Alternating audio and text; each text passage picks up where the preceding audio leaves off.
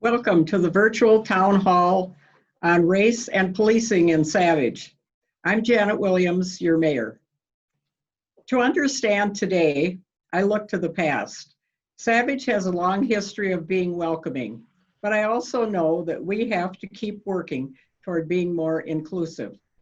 I'm fortunate to have lived here my whole life, and from my memory, Camp Savage, the Japanese language school, opened in the 1940s as part of World War II. Although the original students at the school arrived because they were forced out of California, Savage seemed to be more welcoming. Many hundreds were here, and many descendants of them are still here in the surrounding areas. Our first dentist came in the 50s from China, and our first doctor came in 1960 from the Ukraine. To provide all types of housing, the first Habitat houses in Scott County and the first workforce housing in Scott County are in Savage. The first Buddhist monastery in Minnesota was built in Savage in 2015 because they found a serene setting. Russian adult daycare, Spanish immersion school and daycare, and some churches here have had a series of workshops on policing and LGBT. Service Day Saturday has been a feature in our city for the past 6 years. These are student-planned projects to help others, and it's free to all the public. 1,000 people attended last year who work together regardless of race and income level. Visit the public library 7 days a week, which is now open again every day.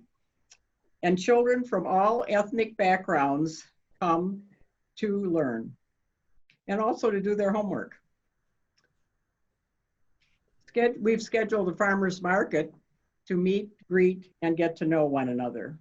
And you know, the longtime Fong Chinese restaurant in Bloomington chose 25 years ago to expand, and they chose Savage. So we have many ethnic and culturally diverse businesses in Savage and realize the need to keep our city inclusive for all. And that's why we're here tonight. So I'd like to now introduce our moderator of this event, Seema G. Pathini. She's a 16-year resident of the city of Savage, was appointed to the city's Communication Commission, and is actively involved with school and community events. Seema? Thank you, Mayor Williams. Hopefully everybody can hear me just fine. My name is Seema Pathini, and I am thankful to be here tonight to help guide this really important conversation. Thank you to all of you who are joining us virtually. We understand this is not the ideal situation, but we are thankful for your time and your presence today. I know that the impact of race in a community is significant, and that the killing of George Floyd on May 25th has led to many questions in our city and globally. I appreciate the vulnerability and the creativity of our city's leadership to provide information for you all and to engage in dialogue that will help move our community forward in addressing racism. Although this event is titled Race and Policing, we are also joined by city leaders from multiple departments because of the importance of collaboration. Please note that Chief Sawyer will be giving a presentation, a more formal presentation, which will provide a more in-depth look at the police department and the work that they're doing. You heard from Mayor Williams, and so now I'd like to have each of our other guest speakers who will be joining us tonight introduce themselves, their role, and tell us their department's efforts in the past year to address racism. Later in the program, they will address how they responded in the immediate aftermath of the killing of George Floyd, as well as initiatives they have planned moving forward. We will then open it up for questions. As you are listening, if you have questions that you would like to ask, please note that there is a Q&A box located on your screen, and that is being monitored by our communications department from the city, and they will be sending questions to me so that I can ask that of our city officials. With that, I would love to introduce Chief Slama, who will tell us a little bit about the fire department. Thanks, Seema. My name is Andrew Slama. I'm a resident of Savage and the fire chief for Savage Fire Department. We're a 40 person paid on call fire department that respond to all emergencies in the city of Savage. Each year you talked about addressing what we've done the past year to address racism in our department. And each year our fire department's staff attends extensive training to prepare themselves for fire and EMS responses. In the last year, we've included cultural and race training to better prepare our responders for EMS emergencies, giving them tools in their toolbox to prepare to connect with each one of our residents regardless of their emergency. Along with this training, the firefighters host and participate in events throughout the community. Many of these events are funded by the firefighters themselves through the Savage Fire Relief Association. They fund these so they're free to all community members, regardless of their race, ethnicity, socioeconomics, or other factors that may prevent them from coming. Our Savage Fire Open House, Service Day Saturday, and Halloween events are just a couple of the examples that provide growth and trust in the firefighters and our fire department.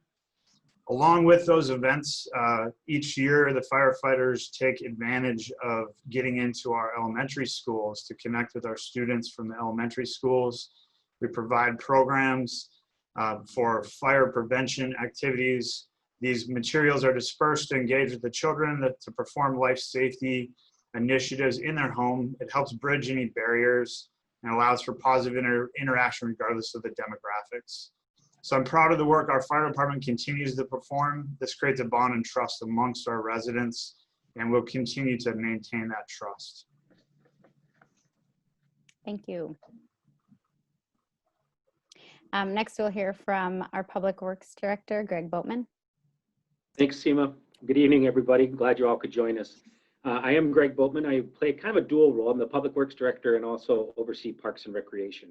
So in Public Works, it's your street maintenance, yes, street snow plowing and fixing your streets and taking care of the parks, making sure that the grass is mowed. But one of the most important roles that I play is working with our recreation staff. That is where people can get connected to the city. Kiddos can come and join us and play, feel welcomed, feel like they are included into everything that we do in our park and rec programs, as well as making our parks a welcoming place for everyone. So over the last year, one of the initiatives we've really taken seriously is creating relationships within our parks, going out to the parks, playing basketball with the kids, introducing ourselves, making sure people know that we're here for them. And that if they have questions or they have concerns, they certainly can contact us. And you know, it's a growing process for us here. We always are trying to learn. One of the things that we are really focused on as well is training our seasonal recreation staff. While I may not be the most qualified person, I've been trying to attempt to train them on cultural awareness and understanding bias and understanding where they're looking at when they're providing recreation programs for our kids and our families. So we're working really hard and we're glad to be a part of the program tonight. I'm going to be available for questions all evening long, but you may not see me on screen all night. Thank you, Greg. And next we will hear from our City Administrator, Brad Larson. Thank you, Seema. Thank you for everybody that's joining us tonight. My name is Brad Larson. I'm the City Administrator for City of Savage. A little background about myself. I've been working for Savage for the last 7 years now. I've been in the position of City Administrator for 2 years now, but in working in municipal government, I've been in municipal government for about 17 years. I would say that I feel like Savage has always had the mentality of inclusivity, but we could likely do more here at the City of Savage. For example, here in Savage, we know that our population is 21% people of color, but our organization is only about 1% internally. So one of my goals is to move this number up. And we started to purposely have these conversations about diversity's impact in early 2019, when the City Council identified being a welcoming organization with strong and empowered leadership as one of their short-term goals. Now, that goal doesn't have the terms like race and equity in it, but that was the intent behind identifying that goal and speaking about it purposely.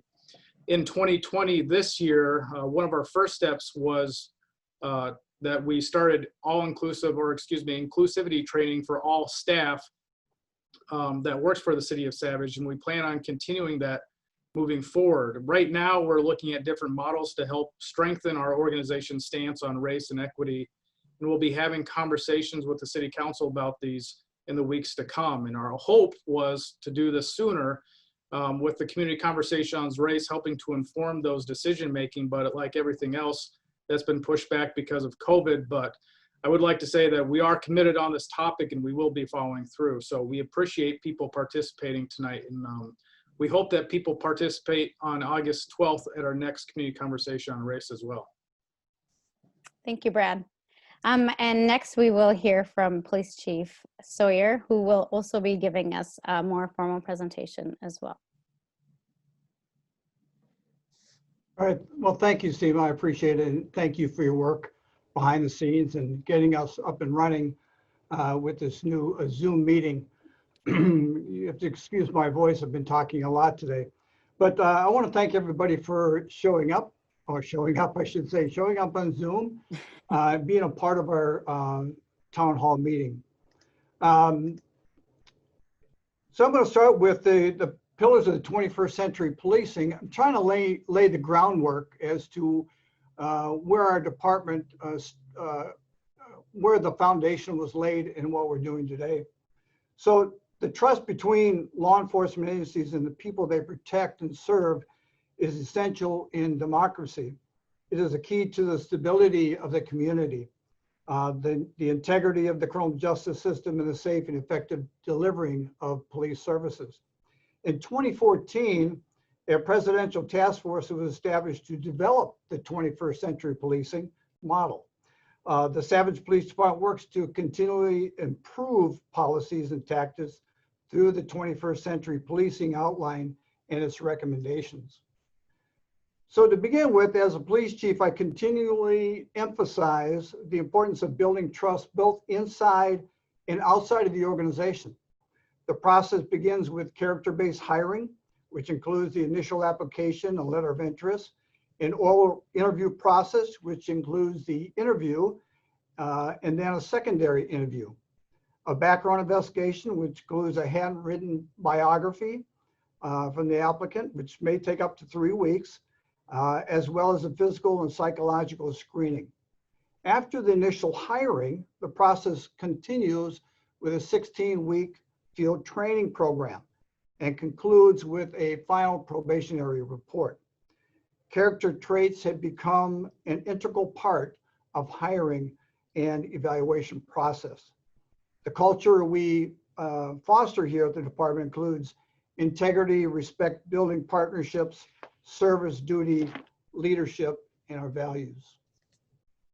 So the training and education, so the trust from inside the agency is a result of providing the proper resources and in training in order for the officers to succeed in the department's mission.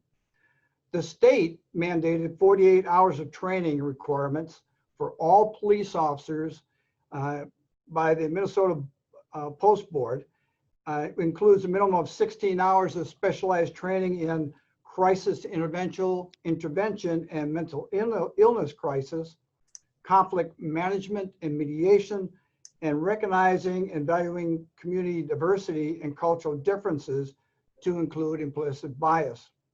And most recently, autism. We also have mandated monthly training through the League of Minnesota Cities Patrol Online Training Program. The League of Minnesota Cities has also arranged training on use of force, crisis conflict, community diversity, critical knowledge, supervision, and leadership series. So this is sort of a snapshot of what is entailed under the crisis conflict community diversity. And most recently, they added the autism. And then a snapshot of the critical knowledge that every officer has got to take. Now again, these Patrol Online courses, there's one course per month that is mandatory for them to take. Now that leads into our policy and oversight. We have partnered with Lexipol since 2012, who provides a comprehensive risk management solution by providing us with up-to-date policies, training, grant assistance, and news analysis on a daily basis. Well, why did we go with Lexipol? Because in the beginning, it would take a lot of staff time to make changes in all of our policies. As soon as the legislature meets, there are new laws. So we have to implement those new laws and best practices into our policies. but going with Lexipol, they do that for us. Lexipol has provided constitutionally sound policies to thousands of law enforcement agencies nationwide, and the latest statutory and case law and progressive best practices with tools that allow us to customize our policies to the unique needs of our community. With the new police reforms that have come out of the legislation just this past Monday, I have already been in contact with Lexipol, which was Tuesday, and some of the updates have already been mentioned and will be in place come the beginning of the middle of August.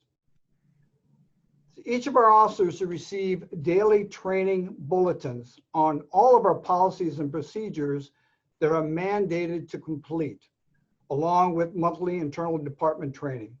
We continue to carefully review all relevant policies to determine any appropriate changes and maintain up-to-date training programs. And there are some of our policies are on our website.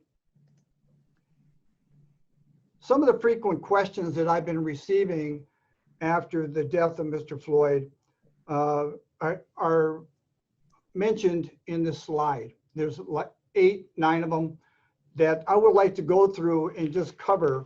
And I responded to these residents with the information I'm going to be sharing with you. So the first question was requiring officers to de-escalate situations. Initially, officers received the 40-hour crisis intervention training. That's when they are first hired with the police department. And then 8-hour refresher during their license cycle. The crisis intervention training that officers have received is used on a daily basis while in contact with the community. Question 2 is asking if we have a use of force continuum or matrix in place. Savage PD previously used the use of force continuum, which had 4 categories of actions and corresponding reaction that officers could use in response to each situation.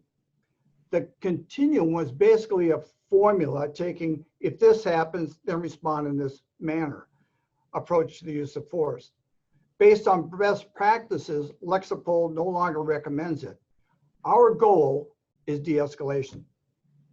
So our policy states that officers shall only use that amount of force that it reasonably appears necessary given the facts and circumstances perceived by the officer at the time of the event to accomplish a legitimate law enforcement purpose. The reasonableness of force will be judged from the perspective of a reasonable officer on the scene at the time of the incident. Now, with the new police reforms, some of the wording in this policy may change, and we'll see that coming up in August. The question number 3 is asked about restricting chokeholds and strangleholds. We never have trained.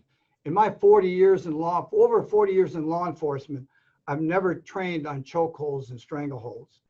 Our policy states that in the instant when force is used, officers should not intentionally use any technique that restricts blood flow to the head and restricts respiration, or which creates a reasonable likelihood that blood flow to the head or respiration would be restricted.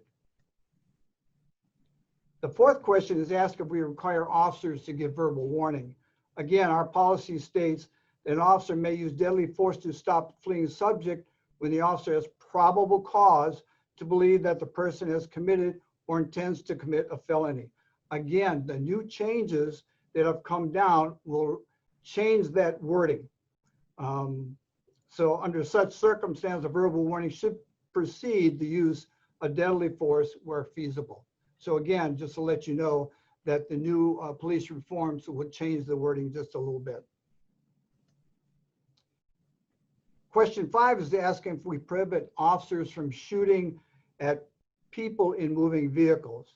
Our policy states shots fired at or from a moving vehicle are rarely effective. Officers should move out of the path of an approaching vehicle instead of discharging their firearm at the vehicle or any of its occupants. An officer should only discharge a firearm at a moving vehicle or its occupants when the officer reasonably believes there are no other reasonable means available to avert the threat of the vehicle, or if deadly force other than the vehicle is directed at the officer or others. Officers should not shoot at any part of a vehicle in an attempt to disable the vehicle. Question 5 is asked about officers exhausting all other reasonable alternatives. Our policy states that officers shall use only that amount of force that reasonably appears necessary given the facts and circumstances perceived by the officer at the time of the event to accomplish a legitimate law enforcement purpose.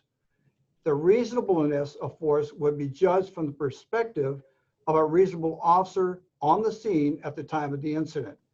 Any evaluation of reasonableness must allow for the fact that officers are often forced to make split-second decisions about the amount of force that reasonably appears necessary in a particular situation, with limited information and in circumstances that are tense, uncertain, and rapidly evolving. Question number 7, regarding officers' requirement to intervene. Our policy states that any officer present and observing another officer using force that is clearly beyond that which is objectively reasonable under the circumstances shall, when in a position to do so, intercede to prevent the use of force.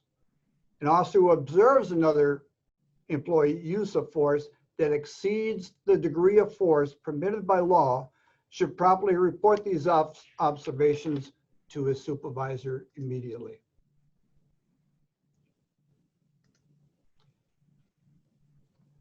Comprehensive reporting. So question 8 asks about the requirement of the reporting. Each time that one of our officers use force, he or she shall complete an officer use of force report form and forwards the completed report to the use of force sergeant for review. The sergeant will review the report with the officer and then forward the report with his recommendations to the Operations Bureau captain. The captain will then review the findings to reveal if the actions were within department policies and procedures.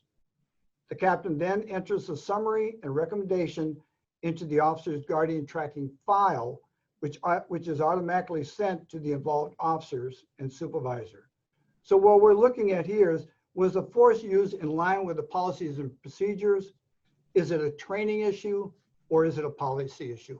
And then we deal with it immediately.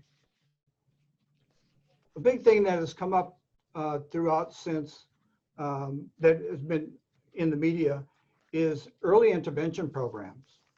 Shortly after being appointed the chief of police in 2006, I had implemented the guardian tracking system, which was presented to staff and also includes the early intervention program. This program has enabled our organization to become more transparent and proactive by identifying patterns of behavior immediately.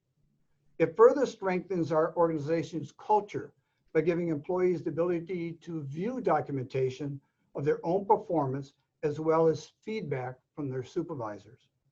This gives our staff a clear understanding of how they are perceived and allows for the opportunity to change their behavior, and there are no surprises during their quarterly or annual evaluation. This program also creates a positive and motivating workplace culture by documenting and recognizing the positive work that each employee gives to the community. We believe that having the documentation is one thing. What's done with that information is where their true value lies. So building trust outside of the agency begins with developing positive relationships within the community. Providing community outreach initiatives such as Citizens Academy, Alcohol and Tobacco Best Practice Program, Neighborhood Watch, Business Watch, Crime-Free Multi-Housing, Night to Unite, Volunteers in Police Services, Chaplains Program, Community Conversation Race Events, Build a Bike, Police Open House, Santa Cop Night, Toys for Tots, Kicking with a Cop, Military Appreciation, recognizing high school seniors going into the military, and numerous other Police Department initiatives. This is the foundation for how we communicate and engage with the community. We know that police work is physically, emotionally, and mentally demanding. So in order to protect the community that we serve, our staff must receive the tools and resources that they need to protect their own health and safety. This past year, in partnership with the city, the Savage Police Department developed policies, procedures, and guidelines to assist law enforcement employees in navigating potential mental health and wellness challenges, focusing on the mind, body, and soul. We believe that maintaining optimum health and well-being for staff is crucial in enabling them to think and perform in a manner that safeguards not only them, but the community they serve and their fellow officers. So phase one, we focused on who are we, which was held at the City of Savage Environmental Learning Center on September the 26th in 2019. We have such a great response that we planned phase two. Phase two, we focused on where are we, which was held at the Harriet Bishop Elementary School on February the 12th. Again, the response from the community was just great. So we wanted to continue with our conversation on race and decided to move forward planning our phase three. And we wanted to focus on where do we want to go. It was originally scheduled for June. However, with the pandemic, of course, we had canceled that. But the planning committee recently got together and decided that with the tragic death of Mr. Floyd, came numerous questions from the community in reference to the police department's policies and procedures and questions about any plans moving forward. We then decided to plan this Zoom town hall event so that our citizens are informed and continue to be engaged in the conversation. Phase three is the planning stage as we speak and is scheduled for August 12th from 6:30 to 8:30. More to come on that. I've reached out to some of the community members who were present at the last two events to see if they would want to help out. And so we have more to come with the stage for phase three. And then phase four, we will focus on what will we do as individuals and with others to make a difference. I want to thank you again for your time on your busy schedule to be with us this evening, and be looking forward to our community conversation on race event to follow. So thank you so much. Thank you, Chief Sawyer, for that presentation and for all of the details. We do see that we have quite a bit of questions coming in, and so we will have time at the end of the presentation to get to hopefully most of those. Thank you for continuing to ask questions, and please note that even if we don't get to all of your questions, they will go to the city officials and we'll have a response in some way. So at this point, I would like to take a minute to just have city officials respond to the question. Can you share with our listeners how the city departments responded in the immediate aftermath of the killing of George Floyd in Minneapolis? Simo, if you want me to respond to that first, I can get us started off here. Awesome, thank you. Excuse me, we had, during the civil unrest, we received many questions from the community about what our response to it was, if we had any roles in Minneapolis during the time or St. Paul where the civil unrest was taking place. During that time, we were conducting a pilot program for station staffing. We had staffing in-house to respond to our local emergencies. We then were part of a statewide mutual aid plan as well. Should that statewide mutual aid plan get stood up, we wanted to have responders ready. So we worked with our responders so that we were prepared to respond if we got called into mutual aid. We were not called in. Well, we were prepared for it, but we're not needed on the statewide mutual aid plan. Many residents stopped by providing their kind words of thanks and support for the fire department during that time, which was much appreciated. In the station itself, firefighters engaged in conversations with each other just about what they needed. They wanted to support each other, support their peers in the fire service, and also the residents, and to show solidarity during that time of civil unrest. Thank you. Did you? Okay, I just wanted to say that during that time, during the during the unrest, that I did send a message from the mayor to our residents that was recommended by a member of our community, because we wanted to acknowledge that the tragic news and events that were unfolding in Minneapolis were also affecting our residents, and that we were here to support them and care for them. I received many curfew calls and had discussions with Metro-wide mayors, Scott County, public police chief, and the administrator. And then with the information that we had, it was decided not to issue a curfew. And some citizens were calling me about that. The other thing is that I responded to emails from residents who often came to me rather than to the chief because they wanted a different source for the policing model. But together we did respond to those, and all of that information is on the city website. So if anyone wants to read more about that. Okay. Thank you. Anyone else? I'll jump in next. You know, the Public Works and Parks and Recreation Department really struggled trying to figure out how to support each other and support our community members.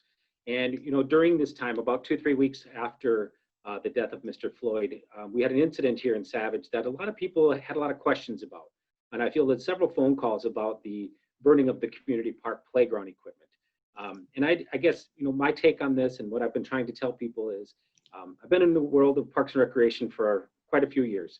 And while it's not a common thing to happen, it does happen. And, you know, the connectivity, you know, working with our police officers and the investigation that they did, we didn't come up with any connection. And I want people to understand that we as a city addressed it very quickly. We are going to rebuild the playground. The council just met about that and kind of gave us some direction. So while there's, you know, graffiti in the parks and burning of playgrounds and burning of porta potties, and well, other communities close by have had some incidences like this. These are things that happen in parks, and while I don't like it and we don't appreciate it, we want to take care of our parks. It's something that we are prepared to continue to address as we go forward. Thank you. Yeah, and I'll go next, Seema.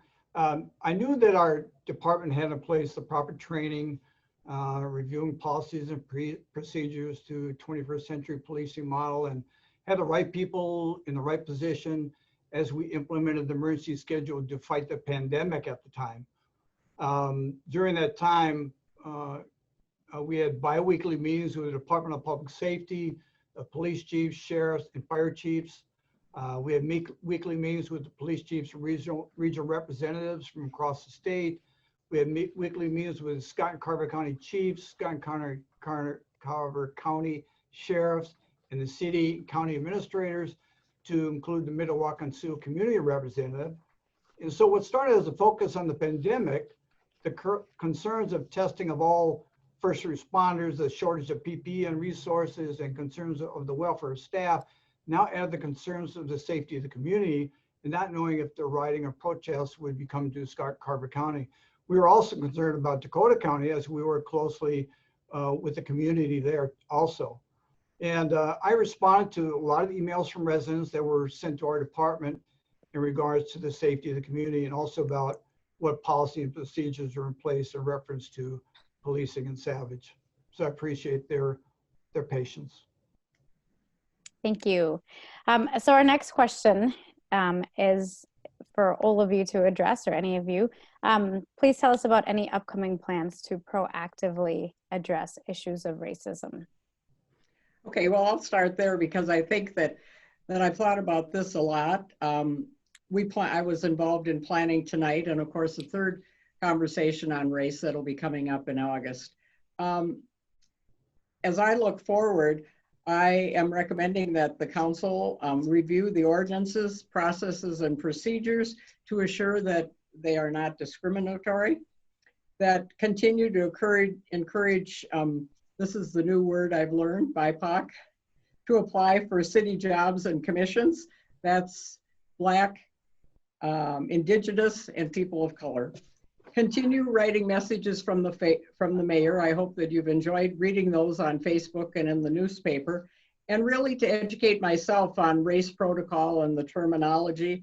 I interface with a lot of different people and am invited to a lot of different events, and I always try to be aware of what my appropriate response is, and to continue to support and train the police, fire, and staff on awareness and change and inclusivity. Because I guess the council, we're the ones who authorize the money, so we have to set our priorities as to what we feel is important. And another thing that I've had questions about recently is to consider either a new commission on diversity or human rights or some such thing. I know I've talked to a lot of other mayors about that, and some of them have those, and they're in various different formats. So I think what I'm saying is that I'm open to listening, and I believe the council is too. And then we'll decide what we'll do with what we learn. So we look forward to this, and thank you. Thank you. I thought that was a very thoughtful response, Mayor. I'll go next and kind of echo what you said. As I stated before, in 2020, we started this inclusivity training. The topic of diversity and race is very broad. There's different topics that you can address. This year, we focused on microaggressions. We plan to continue diversity or inclusivity training going forward. And as the mayor stated, we were going to have a conversation at the city council level about what the city council wanted to do to strengthen our position. And so the mayor talked about a couple things.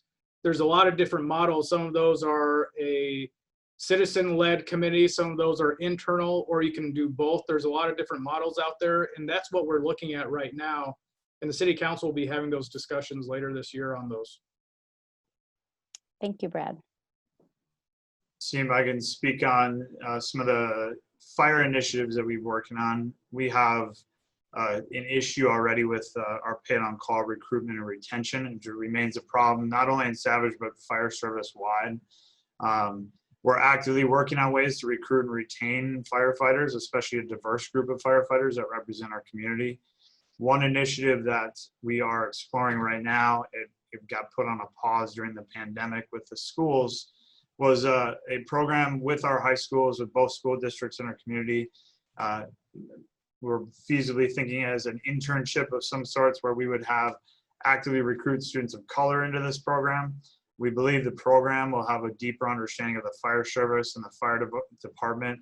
Getting our community students involved with the fire department early will hopefully allow them to grow that or plant that seed to be involved with the fire department and recruit them as firefighters after the completion of their education.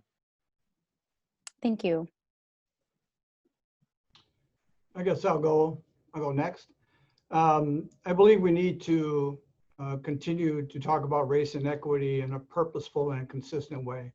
I know in phase 1 and 2, having these conversations, we're uncomfortable as it required people to become vulnerable as they were sharing their experiences. We will continue that conversation in phase 3 and 4. Here, during phase 3 and 4, we'll be turning our words into action. Again, that can become uncomfortable, but I truly believe it'll be well worth it as engagement of our community members begin to open the doors of inclusion. Thank you. Okay, so again, like I just need you to know I'm getting a lot of messages of questions that are coming in, and I love the engagement that's happening. So thank you all for responding to these questions, and know that we have a lot coming up. We're going to try to get through them quickly. So as we go through some of these listener submitted questions, know that they're not going to be answered extensively. We just want to kind of get a quick glimpse, but we will provide an avenue for them to be answered more in depthly as well. So one of the questions that we're seeing kind of repeatedly is this question of the recognition of the city staff not being racially diverse. And so the question is, what is the city actively doing to address the lack of Black, Indigenous, people of color representation in our city's government, department leadership, workforce, and local businesses? I can fill this one. I think to begin with, I think maybe fire and police may have different answers, but we see that, we recognize that. We're working on it. We don't have a lot of good answers right now.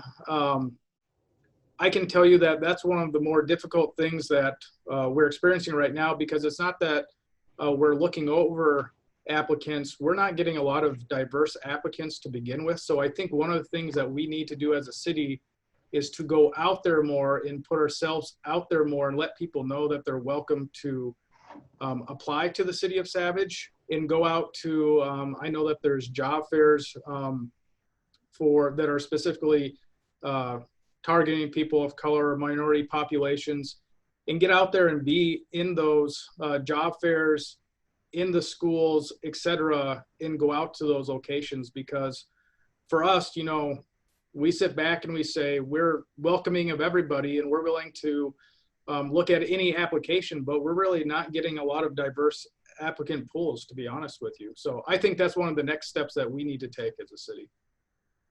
And I just think it's possibly following up on what the fire chief is saying, is that, you know, often they don't think about being a firefighter, or they don't think about working in government. And so that's all part of the education process that starts really when they're young. In the police field, there's been a very slow, the quantity and the quality hasn't been there.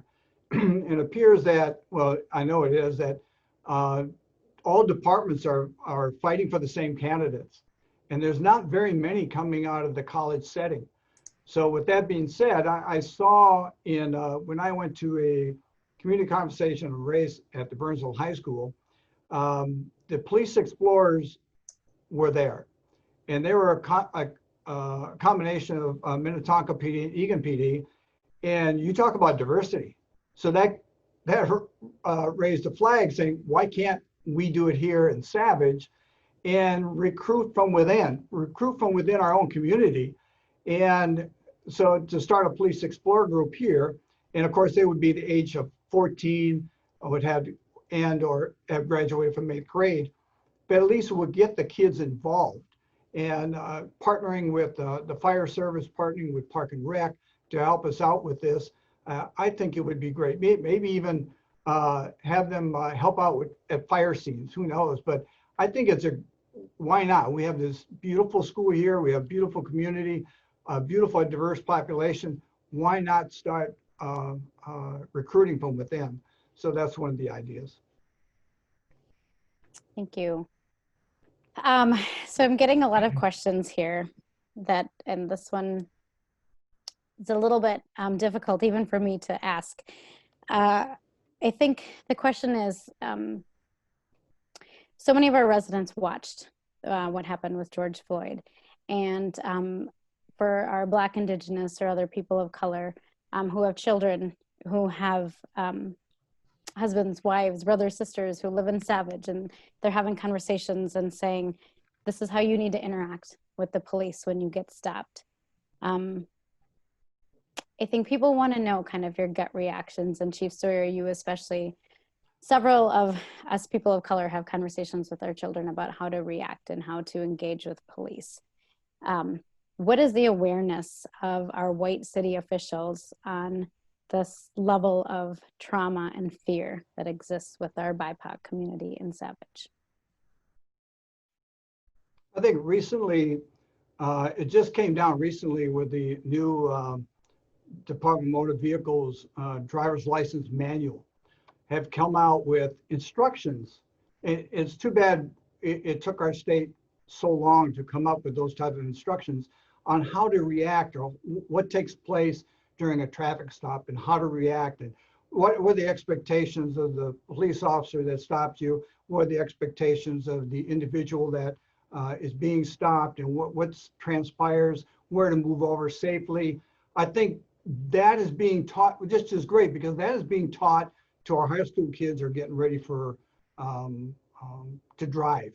And I think that should have been taught a long time ago. I met with residents at coffee shops because my son is interracial and he wears a hoodie, and I'm scared for him. And I think it's just the communication part of it, and either meeting with me or calling me, or knowing that our officers are properly trained. And if there is a problem out in the community, please let me know. I'd be glad to come out and talk with people. But I'm glad that that group, along with Assistant Commissioner Hodge and Commissioner Harrington, and that group got together and finally finalized that portion, and is online now at DMV. Thank you. I think I can talk from fire a little bit here, where I think the incident with the killing of George Floyd had everyone take a deep look at their position within the organization, within the city, and just being a community member and taking care of each other. And in my position as fire chief, Chief Sawyers, and as police chief, we have to challenge our staff to make sure that we are doing more, because it's never going to be enough. And I think through our trainings with SEMA this year, that's what we all realize, is it doesn't stop. We don't get to a point and say, now we're inclusive. This continues. We go as far as we can. One thing that I'm proud of with the fire service, we've never passed off on an opportunity to provide public education. And I think that creates a connection within the community, regardless of your neighborhood. When we come there for a fire call, you're going to see firefighters engaging with the children, with the adults. This is really the residents' equipment. It's our pleasure to take care of it for the residents. And so we're proud to show it off and get the residents in their vehicles. What I've seen more recently is the police officers also following suit. So if we're taking a fire alarm, the police officers are showing off their equipment. And that's really a connection piece that has been missed for a long time, is just taking advantage of every opportunity. It creates an open line of communication for someone that is struggling with maybe not feeling safe, and being able to have that conversation with an actual officer or with a firefighter. That's where I think we build trust and continue to grow and continue to be inclusive of all our community. Thank you. And Seema, if I could jump in quick, one of the initiatives of Park and Rec is to help build those partnerships between the residents and city services. And so through activities like Kicking with a Cop, or bringing our firefighters out and where they hose the kids down in the parks when it's hot in the summertime, it's building those relationships so that when that first interaction with a police officer or a firefighter isn't seen or viewed as a negative one. It's viewed as, hey, these are the guys that came to the park. These are the men and women who played kickball with me. And so that they have that experience of not fear, but also the officers and the firefighters have that opportunity to say, hey, I remember that kid, or I remember a kid like that. And so that the perspective is more about building relationships. And I think that's what our continued goal in Park and Rec is to build connection with all of our community members, to the city, as well as to each other. Mm-hmm. Thank you, Greg. Anyone else? Should we go on to the next question? Okay. So another theme that we're seeing in some of these questions is accountability. So who is holding the city accountable if there is an issue of racism or lack of inclusivity? And I think this has been asked in multiple ways. One, if I'm a resident and I encounter racism by a city official, what is my channel to report that? And then two, if I'm a staff member, if there's something that's happening within the city department, what does that accountability look like? Or in the police force? I'll answer for the city side. I'll let the two chiefs answer on their side. We take every claim of racism or discrimination extremely serious. So if you're a resident out in the community and you experience something negative with a city employee, those should be directed to City Hall. They can be reported to us in multitudes of manners. It could go to HR, it could go to me as the city administrator, or the manager of that department.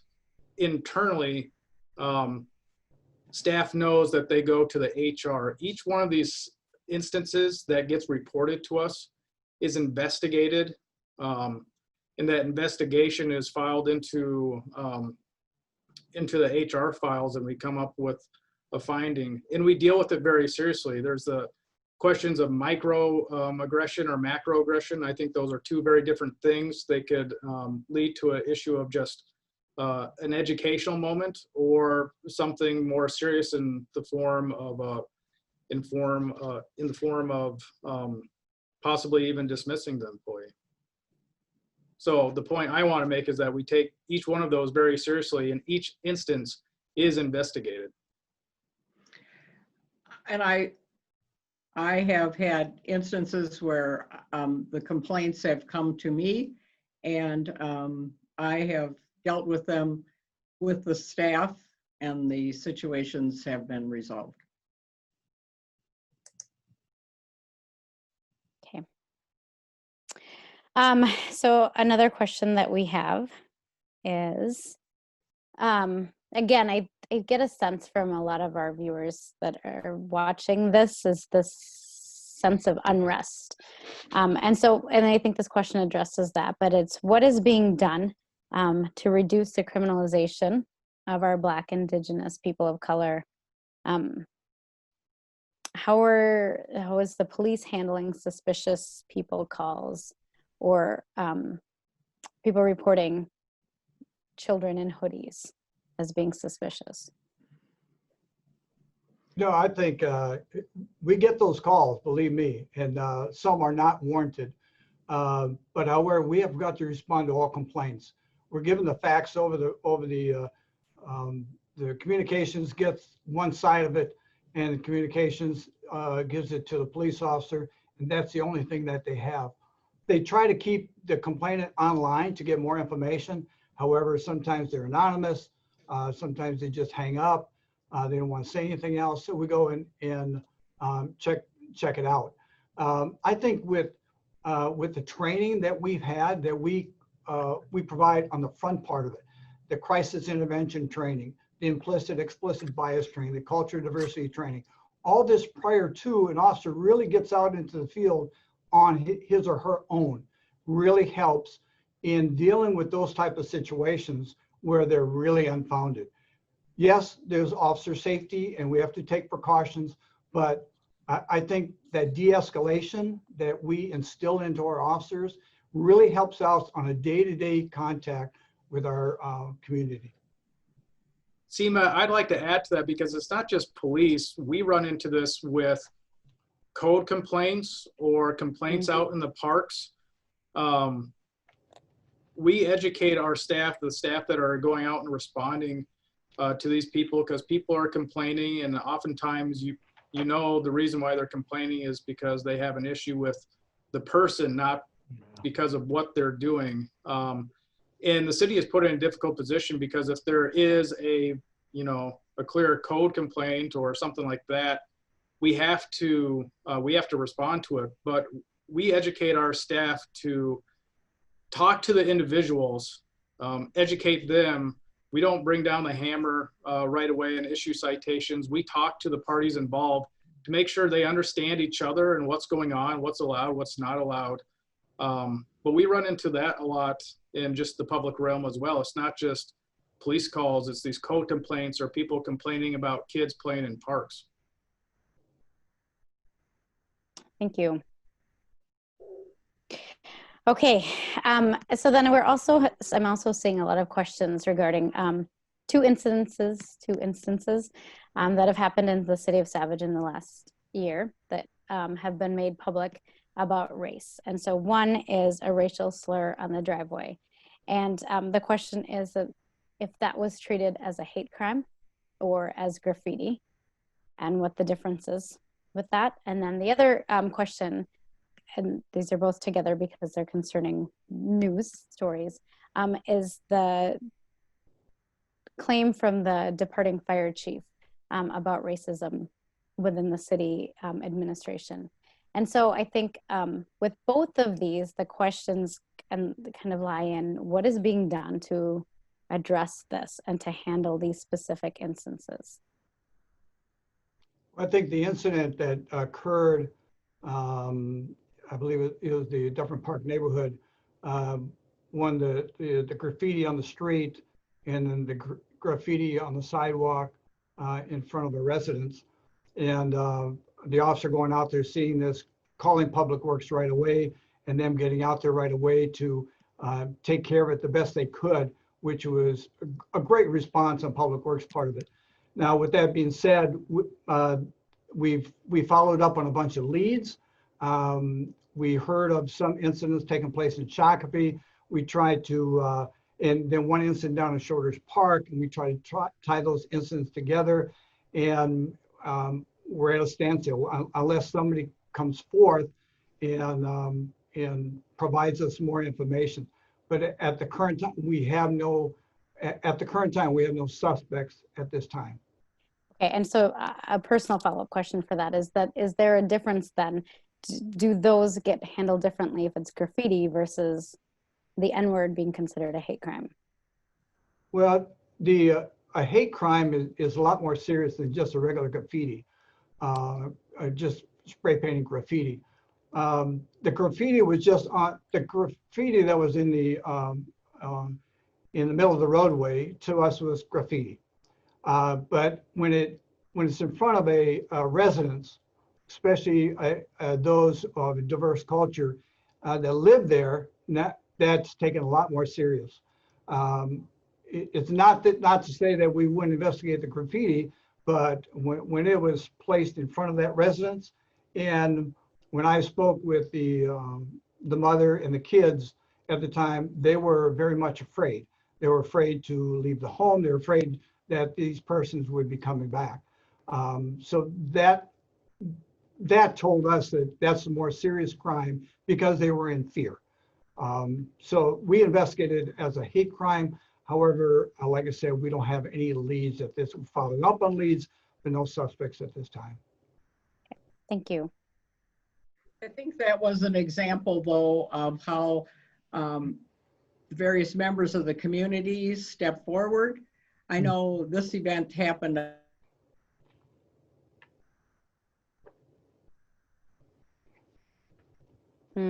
Sounds like Mayor Williams is frozen Froze right up, now. Mayor.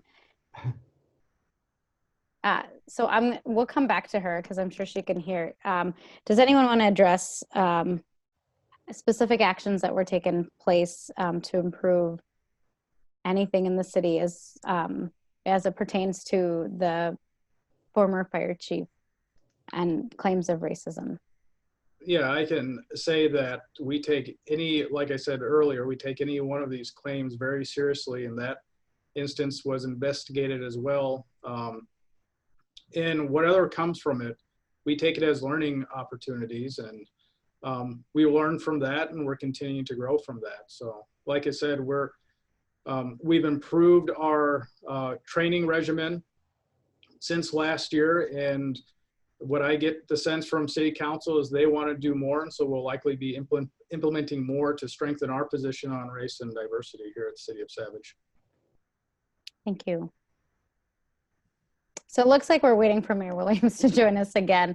My guess is that she was going to say something about the strength of the community rallying around and supporting. And that is great because that kind of leads into my conclusion.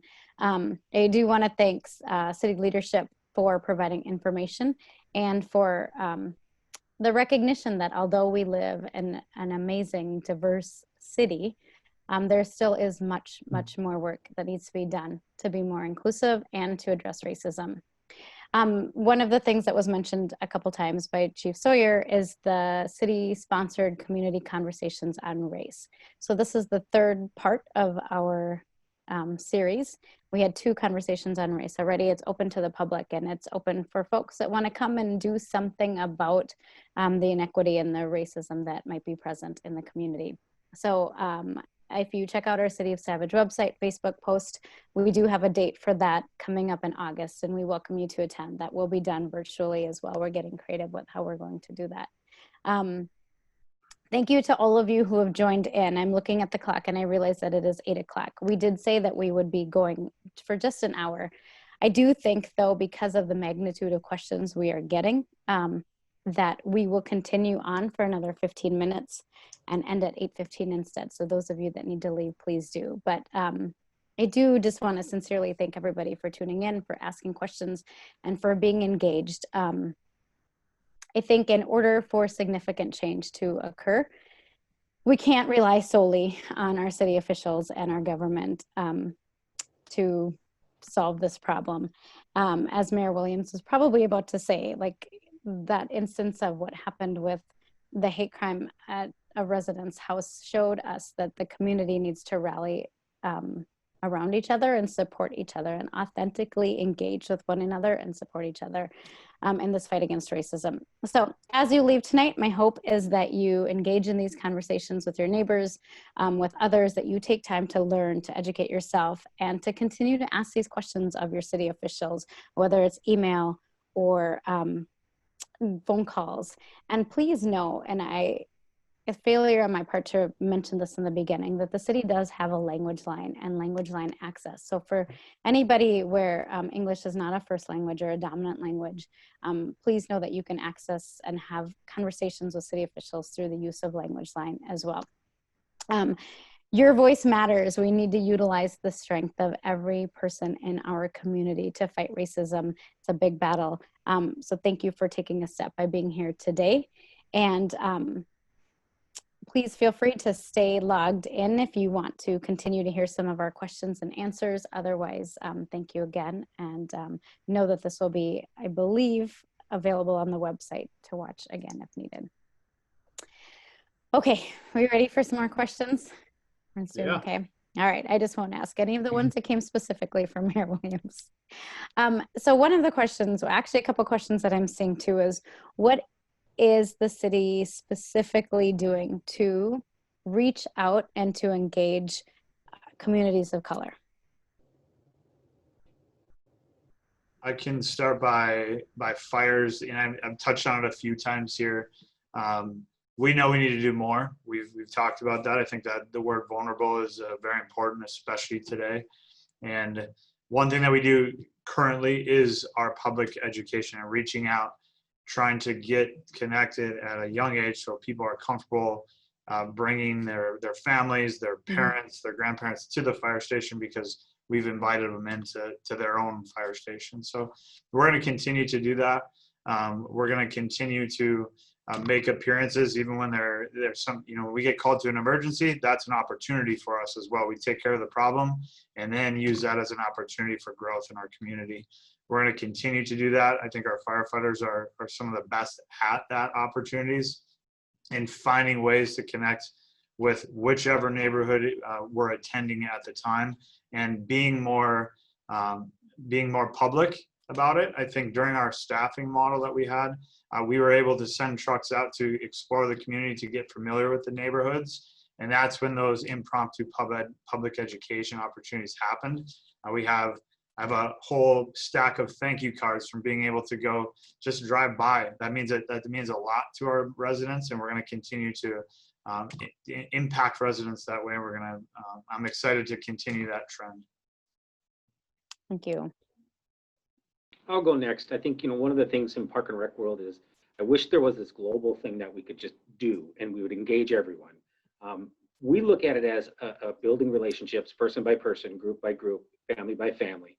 And so when we have a group of guys that are playing basketball and they happen to be, people of color that are playing basketball, to engage them, to go and talk to them, to talk and say, how you doing? Give them a hard time, have them give me a hard time, but build that relationship so that it's a fun thing. They see my car pull up and they're like, oh, here comes Boltman, and they throw me the basketball. It's a small thing, but that's part of what we do to build that trust, to build that engagement with people, so that when we go redo the playground, I got a group of people I can say, hey, come give me input on what your playground wants to be for your park, your part of our community. And how about come over to this part of the community, and just be engaging and welcoming to everybody that we can.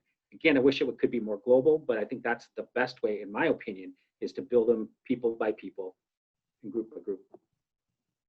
We've been working with the community for the multi-family dwellings, the managers, for quite some time now. I think since 2001. And Georgianne Freeman, who's our crime prevention specialist, meets with them on a quarterly basis and developed this network of friendships and collaboration and working with the community within those multi-family dwellings.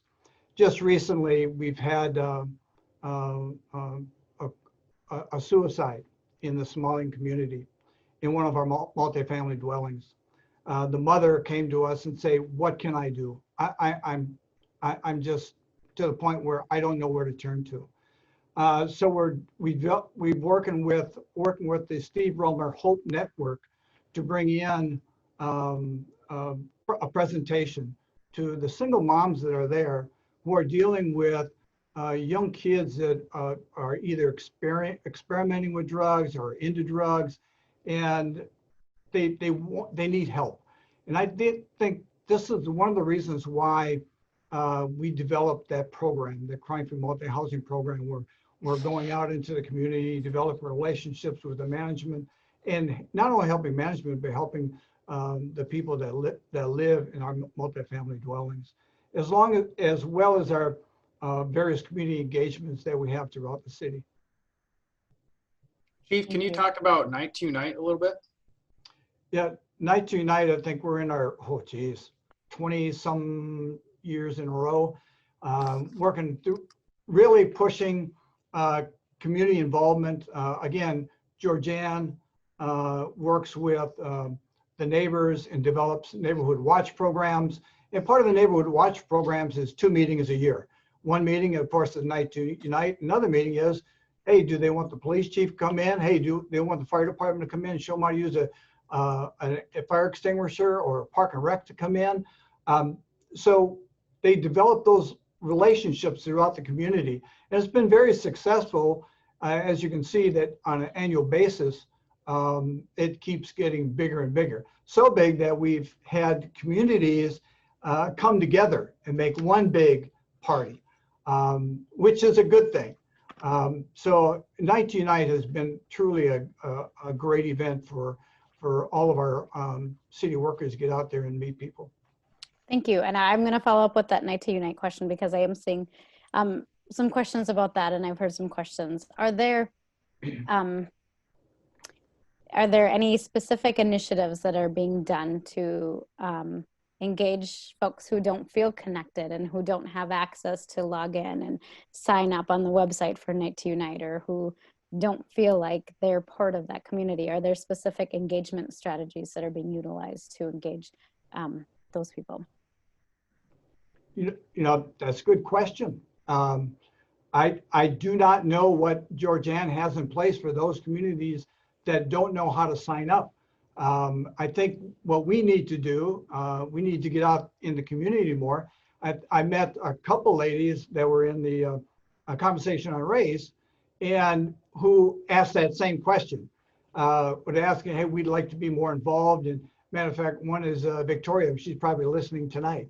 But she stated that her first impression of the police were she didn't know what to think, and she had a problem in her community. But her neighbors got together. They've never seen her before, but they got together and sided with her and helped her out until police got there.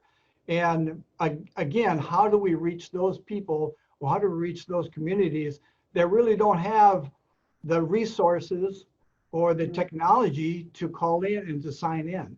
That's a great point, and we'll look into that, Seema. Thank you. One of the challenges with Night to Unite this year is just with the pandemic and planning for it.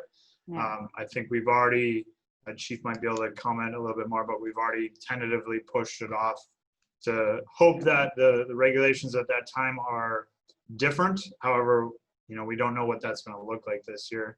I know through our training this year, we realized that barriers to entry sometimes we forget about. So we find that an online form might be easy for most of us to fill out, but it may not be inclusive of all of us.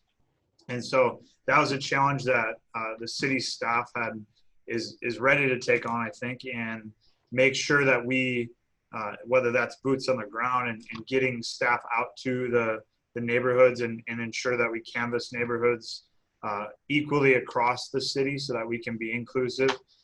Also, I'd like to challenge our neighborhoods to go out. Night to Unite was not meant to go sit in the street with the neighbors that you already know. It was meant to increase your knowledge of the neighborhood. And if we can challenge our neighborhoods to go include other neighborhoods, I think Chief sort of touched on that, but our parties grew this year in size because we are encouraging neighborhoods to bond together so they meet other people. That's the intent of the night, is to unite ourselves as a community and neighborhood to neighborhood. So I think there's work for us to do for sure to ensure that we're more inclusive of everyone, and also for the entire community to kind of work on gathering neighborhoods together instead of smaller pockets of people like we've seen in the past. Yeah, thank you. Well, as someone who's been to many of these Night to Unite parties, I think since they started, I am familiar with being invited to some of the apartment buildings, and that has been a real good way for the elected officials, I think, to meet many of the people.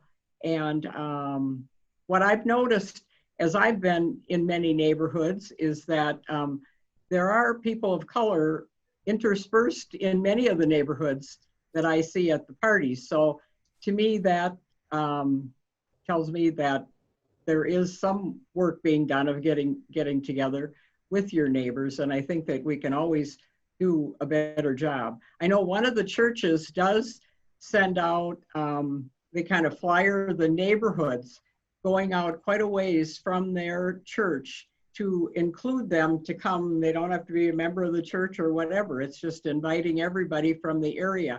And I think that's been an effective way. And I think by many of them getting together, it's easier for us to go to more parties because, there's only so many of us, and there's like 80 parties. So that's something. We do have when we have a Night to Unite, we do make contact with every single one of those parties. Yep. Though. The city council members go to the ones that have the most people registered. Right. And I think part of that problematic piece is then if there are people who don't have access, like Chief Sama had said, what are you doing to compensate for that? Okay, so we have time for one more. We just need one person to spread the word and then invite a whole lot of other people is what seems to be an effective way. Right, and sometimes just being really intentional too of who's not participating and looking at a map and saying, well, these people are participating, they're not, and going out there. So another last question, and I think this is probably really specific to Chief Sawyer. There's a lot of questions that are coming through about use of force and SOPs, which I had to ask, what is an SOP? So standard operating procedure, what's the accountability for? It says, so what are the accountability processes in place for officers using force? And if there are any complaints with racism with officers? You talk about just this in general, or this past year, or? I don't know. I think the questions are just can you explain what's happening within the police force in Savage? I know there's a lot of scrutiny in Minneapolis, but what's happening with the Savage Police Department? Yeah, I know that through the police reforms that just came through. Matter of fact, Commissioner Hodge, Assistant Commissioner Hodge, and Assistant Commissioner Hodge and Harrington were on a use of force committee that went around the state of Minnesota looking for information. And they've developed, and it was community members too that were part of it. And they've developed a use of force talking points and what they want to see changed. And that's been sent to the governor prior to the incident in Minneapolis. But with that being said, that our policies are in place, it's a mandated policy from the post board. Now, with the new reforms that have come out, it's mandating that post board get together with a group of people to update the use of force policy. Has to be done by September because this law comes into effect in August. So probably more will be coming down. Like I said in my presentation, there were a few changes that have to be made. But with the use of force policy that we have in place, anytime a use of force is used, the officer has to write a report. And that use of force report is sent to his supervisor. That supervisor, if he or she was on the scene, will review that use of force, see if it was in line with policies and procedures and training. Then his or her recommendation is sent to the captain. To the use of force instructor, who teaches use of force training. And then him and the captain sit down and talk about it and say, okay, was it within policies and procedures, the mandated policy and procedures by state law, or was it a training issue, or was it a policy issue? Do we need to change policy? So we're always continuously looking at the processes and make sure that we have the best practice processes in place. Now, with that being said, the guardian tracking that I mentioned earlier, any use of force that is conducted by an officer is placed in the guardian tracking with that form, the use of force form. Now, with that being said, if there's 3 use of force incidents or 2 use of force incident and a, let's say, a policy violation, or 1 use of force incident and maybe 2 policy violations, there's a red flag that automatically raises. It contacts me, contacts the captain, contacts the sergeant immediately. We look at all 3, we review them. Okay, what's happening here? Is it in line with our policies and procedures, in line with our training, or is something going on at home? Is there something physically or mentally, mind, body, and soul again, something wrong, something going on? We need to take care of it right away. So these early intervention, like I said, when I first became chief, I implemented that back in 2006, and it's worked with us tremendously. Now, you talked about, have there ever been any complaints? I looked at the use of force reports for the last 3 years. 1 year was like 24 use of force complaints. Use of force incidents. Next year was 34, then it dropped down to 20 some. And I was wondering why the 30 some? Why did it jump from 20 some 1 year to 30 some? Well, I found out that mental health calls for service skyrocketed.